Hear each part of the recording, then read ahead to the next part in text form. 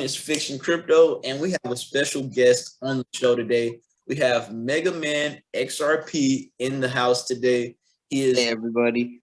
Yes, sir. You hear him right there, the man himself, the legend, MEGAMAN. Thank you for coming on the show, MEGAMAN, today. Yeah, no problem, man. No problem. Yeah, so we got a pretty interesting show. I'm bringing a couple of people in the community on the Fiktxun Crypto channel to kind of explain and, have everybody see a different perspective than what, we see in our research and everything like that. So MEGAMAN really did some real good deep diving on CanaryX and just comparing how some of these DAOs work, like OLYMPUS DAO and then Wonderland and all those types of things. So, give MEGAMAN a follow right here, MEGAMAN XRP. I'll have his link in the description, and give us a follow at Fiktxun Crypto on Twitter for all of the newest updates on XRPL projects and other projects. We're going to be covering a lot of different blockchains. So that's that. We're doing a giveaway at 1,000 followers. So, get us to that 1,000 followers. We have some NFTs. So MEGAMAN, you kind of have the floor, man. Let's start with your first topic. What's Songbird Whales? So xWHALES is a community-based project that was actually started by some friends of mine who they all met in Global ID, in the Global ID chat. So they actually all met like in person. They all know each other's like real identities and stuff. But they decided they wanted to build a project on the XRPL, so they started xWHALES, and their whole goal is to clean up as much garbage out of the ocean as possible, basically by taking like minting fees and like token sales and stuff like that, and they take a whole percentage. I think it's like 10% of all token sales for like going towards 4 oceans. And then they came out with the xWHALES project on Songbird after the Songbird NFT started taking off, because they wanted to have a presence on both platforms, especially if like there's like cross-chain stuff in the future. They kind of actually have some like DeFi plans in the future and some like metaverse plans that they have a lot, that they really want to do, and they're really passionate about it. They're not doing it for like money. Like all these people have jobs and stuff. Like they literally just wanted to like create a cool project. Hey, that's pretty cool, man. I'm looking on their Twitter right now, seeing some of this artwork. And what it reminds me of is some, this is definitely like that Picasso theme type artwork. And then it kind of looks AI generated as well. I've been seeing a lot of great AI generated type artwork. So this is really cool. What are they doing with the Songbird? Like on the Songbird platform, are they allowing people to mint on those NFT platforms as well? Because I see this says mint for 350 Songbirds. So could you explain a little bit how Songbird goes and ties into this project from the XRP ledger? Yeah, so to actually like mint on Songbird, I don't think there's like actual base cost. Like there might be like a small base cost, but minting fees can kind of, I think, be set towards whatever. So like minting fees for this project actually go towards I'm pretty sure go towards ocean cleanup, just like the xWHALES token. And they also go towards funding development of the project, and they also go towards they have some like DeFi rewards protocols that they're coming out with. You'll be able to stake your xWHALES and get Songbird tokens and SFIN tokens. Oh wow! So that's pretty cool.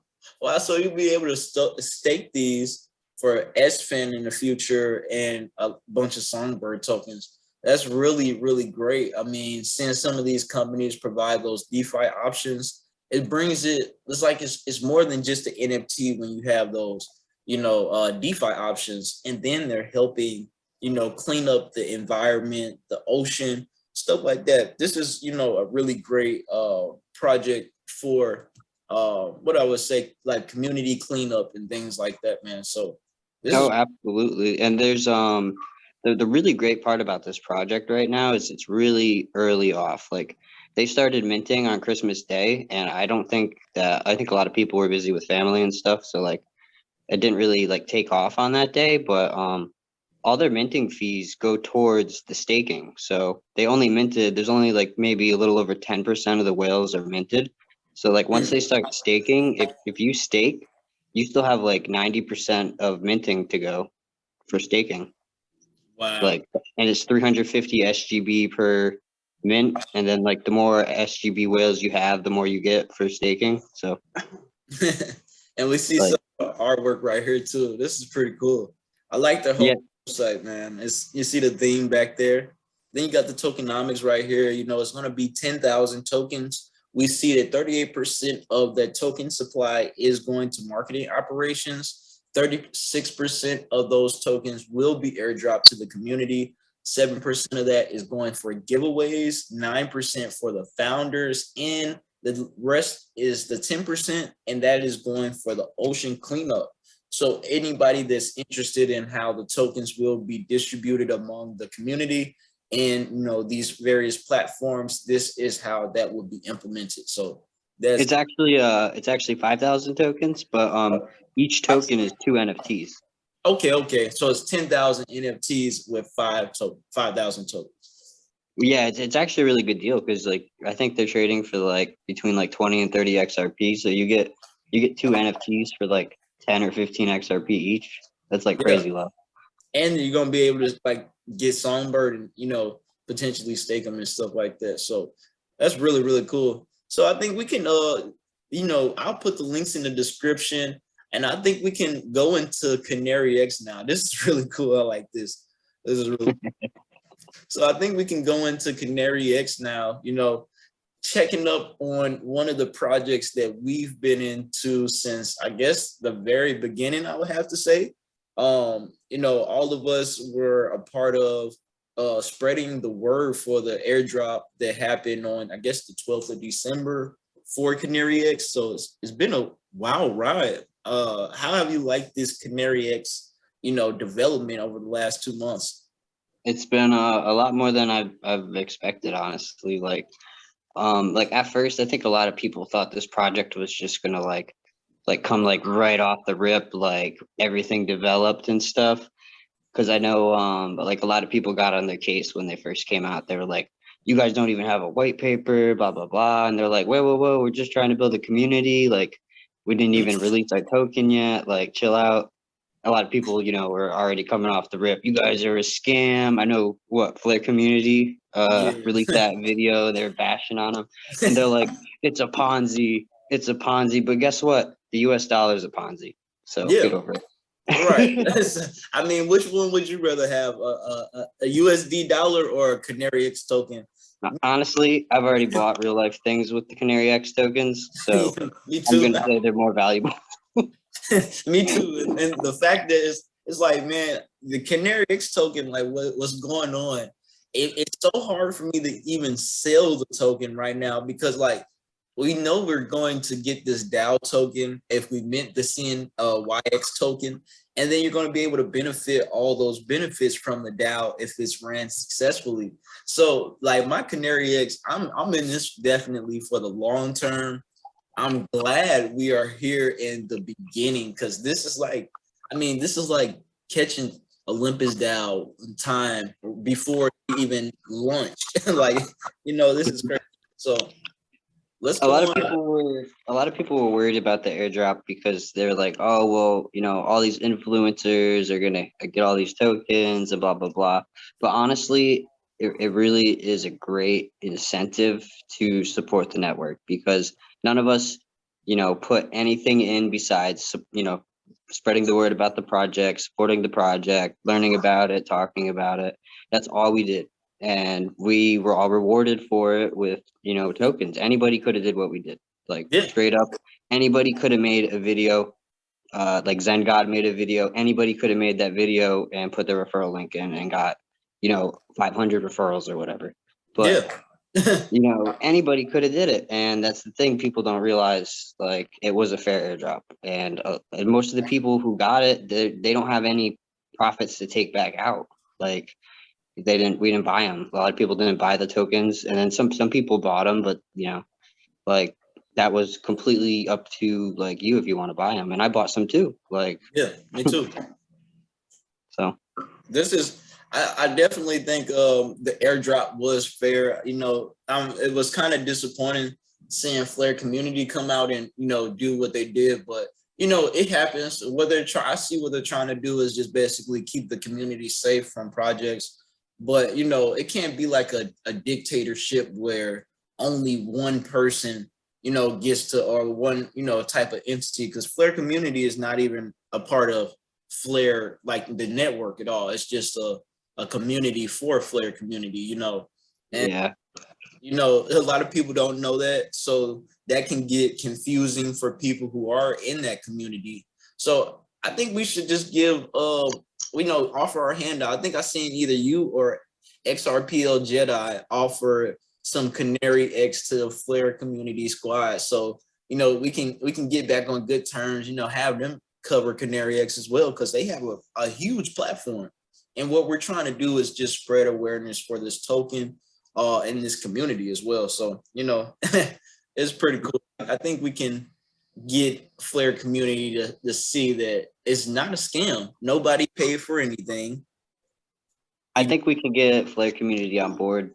But you know what we would have to do for that to happen is everything would just have to go smoothly. Like when minting happens, like, you know, project can't get rugged and stuff. Like as long as that happens and it's good and everybody like does what they're supposed to, like I think it'll be a good project. And I think a lot of people will change their minds, honestly. Yeah.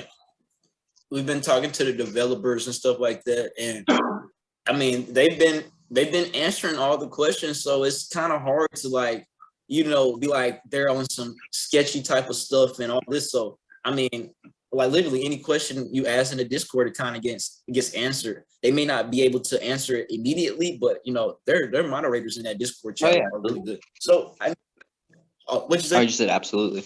Yeah. So I know you had some things that you wanted to go over with the CanaryX DAO. So let's get into that. You kind of take the lead and you let me know. You know, I got the Wonderland thing up, and tell me if I need to go into stake wrap bonder, the calculator. Yeah, a lot of people are worried about minting strategies, and honestly, there's so many different ways to go about it, and there's not really any clear answers on like how it's going to go at first. Because for like example with like Wonderland time, you have your minting can have like a higher base APY than staking. For you initially mint, that can have a higher APY, but you could also have a higher APY from just staking versus minting. So there's like different time periods where that's going to fluctuate back and forth. So sometimes it might be better to stake than it is to mint. Like minting APY could get like a lot lower than staking APY, for example. Like that's happened with time a bunch of times. And in that case, sometimes it's actually more efficient to buy buy DAO tokens off the market and stake them than it would be to mint for like a lower APY. Sometimes you can, if you buy, it's all a lot of math, honestly, because you got to like figure out your ratios and stuff. Like it can get complicated. But like if you go into calculator, if you want to go hop into calculator real quick, Okay. this is like the easiest way I've figured out how to calculate like what you should expect, like as that the minimum of what you should expect. So for this example, we're going to say you're using canned to mint. So each CNYA would be, for example, one canned. So say you're going to mint 500 canned into CNYA. So you're going to have 500 SCNYA. My bad. 500. And then we're going to say the APY is at like 100,000. Okay. And then the price at purchase, we're going to say it's $1, like we just started. And then the future price is also good. Say it's $1 still. It didn't go up. It didn't go below backing. In 30 days, if you look right there, that's, let's see, the initial balance was $500 and now it's $800. So that's over 30 days. That's another, what, $382? Yeah. So that's See, what's the percentage? That's about a 75. 76%.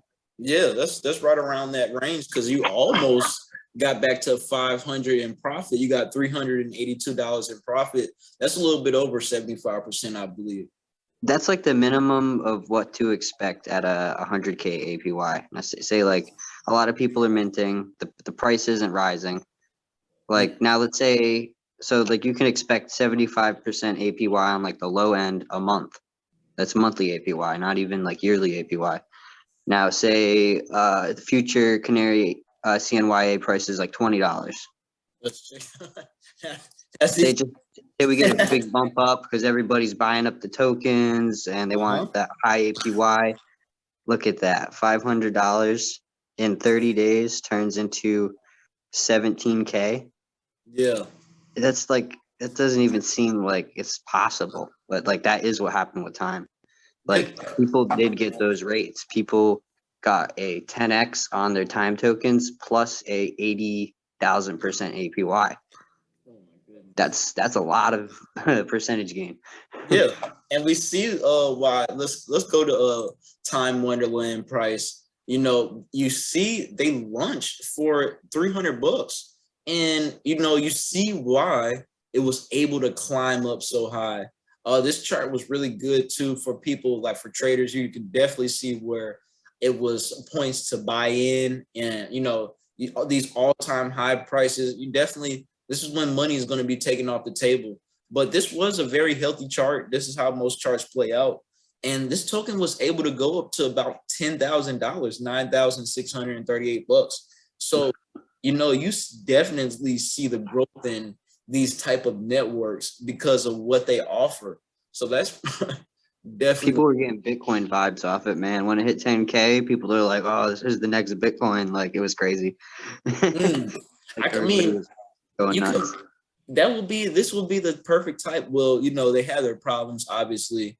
You see that it's kind of down now, down to $335. And this was a pretty quick run for this crypto project. So hopefully CanaryX can figure out some ways to stick around way longer than this. This was only like 8 months, you know, and up and down, up and down. And once you get down back to these projects, it's kind of a wrap, you know. Everybody gets their feelings involved or whatever, and they kind of get, you know, turned off by these down prices and these dips. So hopefully, you know, I think CanaryX is kind of took their time watching some of these things, and they can just learn from all these other people's mistakes, really, with these networks. Also remember that this is backed by AVAX, and AVAX Avalanche is like literally the Avalanche protocol. Like that thing hit like $40, went back down to 10, and then it went from like $5 or $10 to like $140, and then it went back down to like 70. Like like AVAX is all over the place, and that thing was backed by AVAX, so we gotta look at that too. And I don't think they want to back CanaryX with Songbird tokens. I haven't heard anything about that, so I think that might be good for the protocol, actually. Okay, that's definitely the things to note in. You know, so this was backed by the AVAX price, and that's probably why you see so much volatility in this chart, because it is like, this is a huge spike to go up to 6,000, 7,000, and then you come all the way back to, well, no, it wasn't that bad of a dip. What was this price? Oh yeah, it was a bad dip, down back to 2,500. So yeah, that I can definitely see this token kind of being pegged to AVAX. AVAX is a token that kind of moves like Litecoin. You know, it's just a weird. It's all over the place, and I think it has to do with the whales. Like maybe they're staking release times and stuff, because it seems like it's like a bunch of people get a bunch of tokens and then it gets dumped. Maybe their validators get all their tokens at the same time or something. Yeah. So I got a couple of questions for you. What do you think when you have a benefit of a network like CanaryX, Canary Alpha, and you can get these types of potential returns, what do you think a stable coin offers to a network like this? You know, being able to convert this out to Canary Dollar when you have your profits? How do you believe a stable coin, you know, adds utility to the project? I think we won't see those crazy fluctuations as much as like AVAX, you know, in time. I think with this, because I think this is exactly why they decided to back it with stable coins more. I think they might maybe even use AU. I wouldn't be surprised if they back this with AUR in the future, if they can, or And something like that. that's the stable coin from you talking about Arway from From Trustline yeah, Trustline, you know, or something like that. Like that I could see that happening, and but they also using the CNYX token, which is deflationary. So I mean, and logically thinking, if you have a high yielding APY product like this, and you have to use these tokens, or you can use these tokens to mint it, why wouldn't you? And then they're gonna just keep decreasing, and then they're gonna get burned and decrease, and then like maybe there could be 1 million tokens one day. That's possible. And it's been a lot of activity on, you know, just with the coin already being in circulation. We've been getting these crazy reflections. I know, I mean, I didn't at least seen over 40 to 50 to 60,000 tokens and reflections already. So it's like, I mean, we're getting a benefit. It's a benefit for just holding the token. Literally, you're going to get more CNYX over the time, and you know the price should increase as the supply decreases in the network, and that it also has a use for it being backed in the DAO. So I definitely think a stable coin will, you know, bring a lot of different aspects to a project like this. Me personally, I think it will give this type of project more use. Like when you get your returns, you want to kind of move that money into something that's stable. You know, a stable means a value, so you don't lose that return going back out into, you know, say for instance, a CanaryX token or a Songbird token potentially, or any other token on this network that you can trade out that's not a stable price. So I see hopefully in the future, you know, being able to cash out in a Canary Dollar. I think that will really bring some utility for people with financial institutions, being able to lock in those profits and possibly put it back in the network.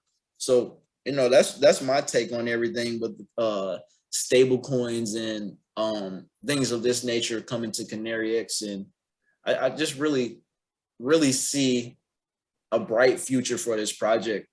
I really do. I think it'll I think this will be much more stable than time. I think this will act more like a stable coin, honestly. I think maybe $20, like that might be like the highest it ever goes. Like honestly, because like I think this, if it's always backed by $1, I could see this thing being almost like $1 stable coin, honestly.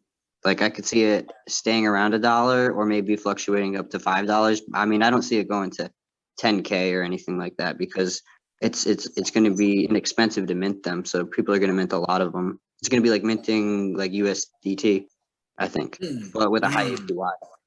With a high APY. But yeah, it's like if you had a minting machine where you could get the APY off minting Tether, because I'm sure they get some type of APY off them minting their own Tether and stuff like that. Yeah, because they're the ones lending. I will see the interesting thing, and that's great that you brought this up. So I was reading over the Trustline, you know, stable coins, the R-Way stable coin, and let me check my notes real quick because this was so interesting to me. They have a feature in the network where basically you trade your XRP or F assets for the stable coin. The thing about that stable coin is that what it's backed by, the reserves, is backed by 150% or more backing. So that means for every one R-Way, it is at least 1.5 XRP backing that R-Way. And the thing about this is the issuers who issue these stable coins, hold on, give me 1 second. My phone's ringing. The issuers who issue these stable coins always make money off of this because technically they are the ones who are lending it out. So like it's crazy with Tether. They're the ones who are lending it out. They're the ones who are basically minting the Tether for these companies and these other crypto projects that want to get a lot of Tether. And they receive dang near all the benefits from the APY percentages from lending out Tether. So it's really a circle that stable coins kind of come back into with the issuer. So it's like it's really crazy. I have a question, man. Yeah. Is Trustline AUR going to be on Flare Network? Yeah. So the thing is, look, and let's pull that up with Trustline. Wait. So and that's, you say, so it's like there's like a Trustline like DAO, and they're gonna back it with like assets like XRP and stuff like that. Because honestly, dude, it really sounds like CanaryX is like, I don't know. It sounds like they're like testing something, man. Yeah, that's what I'm thinking. You know, I'm It's seeing. just, there's too many. It's like, if they're working on this like stable coin backed by assets, and it's gonna be like algorithmic, and then we have this DAO on Songbird that is like backed by assets, and it's gonna be algorithmic. Like, I don't know, man. That sounds like kind of crazy. And what we were talking about earlier was you know, potentially this is being built on a test network. So they're testing out this product on Flare's Songbird network, and Songbird is the test network. So what I was saying was interesting is we really haven't seen a high yielding platform on Flare.